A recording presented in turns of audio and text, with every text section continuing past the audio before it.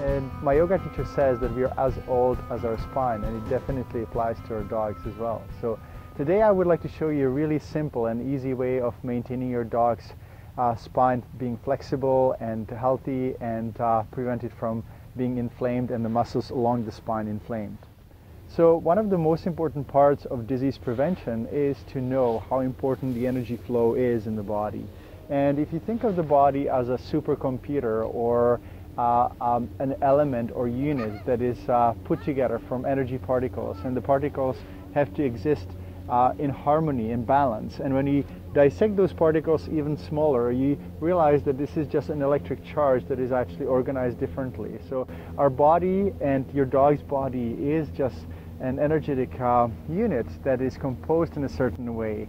And when there are blocks of energy and energy flow, it's almost like the light and the energy cannot flow through the different organs and body parts. What I try to do in my videos and in my articles and generally in my practice is to teach you how to keep your dog healthy without the need of going to the veterinary office on a regular basis and try to, and give your dog drugs and medication.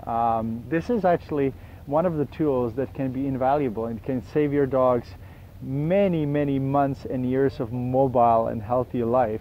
And it can also save you a lot of money, because if you use this brush, which is called Zoom Groom, and it's made by Kong, you will promote the energy flow naturally. And Sky really loves me using this brush. I use it every day. And come on, Sky, do you want a massage? And what I do, I just run it really lightly along the back of his spine, and that's how I keep it nice and mobile.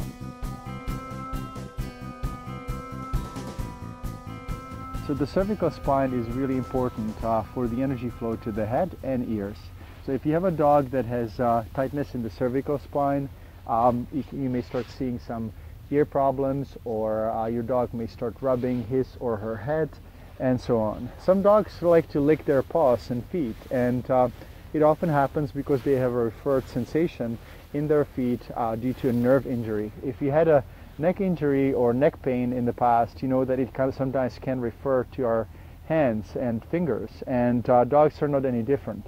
The only problem is that they don't know what else to do than lick, and then often they're misdiagnosed with allergy. So this is one thing that you want to remember.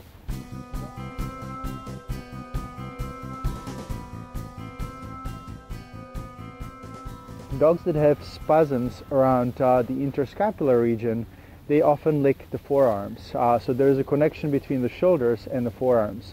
Dogs that swim a lot and swim excessively and have a lot of tightness in the shoulder region and the armpits, they quite often actually have tightness here because the muscles kind of pull everything down in that area.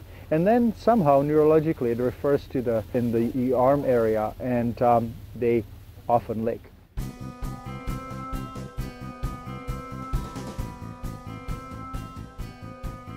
Or the next stop on the journey through the spine is the thoracic 10th vertebra. So if you count from the last rib, we have 13, 12, 11, and 10. And the 10th thoracic vertebra relates to the function of the liver. And if you do have a liver that is toxic or somehow out of balance, then it can reflect in this particular area. When you massage this point as well, you promote liver cleansing, you promote, so that's really important.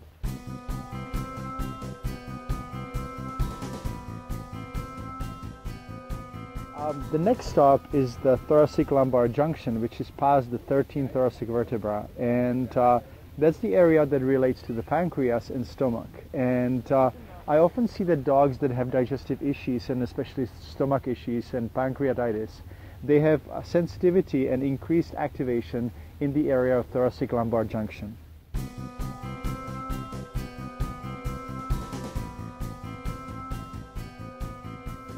Now, there is another area, and that's the lumbar third, and that relates to the kidneys. And we know that kidneys are also closely related to the adrenal glands. And once again, if you massage the spine, you will promote the flow of energy to the different organs, including kidneys and liver and stomach and pancreas. Now,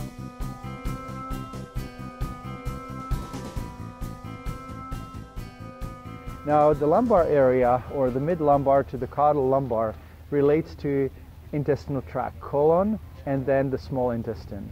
And if you have a dog that has a tendency to diarrhea, I definitely recommend you massaging the lumbar spine, because it can make a huge difference. And if you have a dog that likes to retrieve ball and chase balls every day or on extensive basis, it's really important to remember that if they overwork that lumbar area, that it may result in diarrhea. And Sky is actually a herding dog, and herding dogs do have a tendency to diarrhea when they overuse and sprain their lumbar spine muscles. So it's really important once again to massage and make sure that that particular area is well maintained and flexible and not inflamed.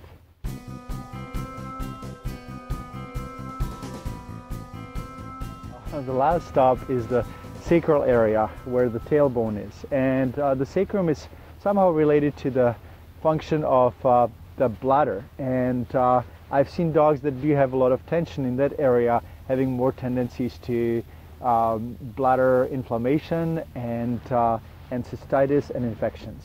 I forgot to say one more thing, that the lumbar area, or the very caudal lumbar area right here, is also related to the function of urinary sphincter. So if you have a dog that has had a urinary incontinence, once again the lumbar spine is really important to address. What I usually say and suggest is that a good examination by a chiropractor or physiotherapist is the best way to go. But you can definitely make a lot of difference for your dog when you use Zoom Groom by Kong, and this is one of the brushes that I definitely would use on a daily basis, and it will add months and years of your dog's healthy and happy life.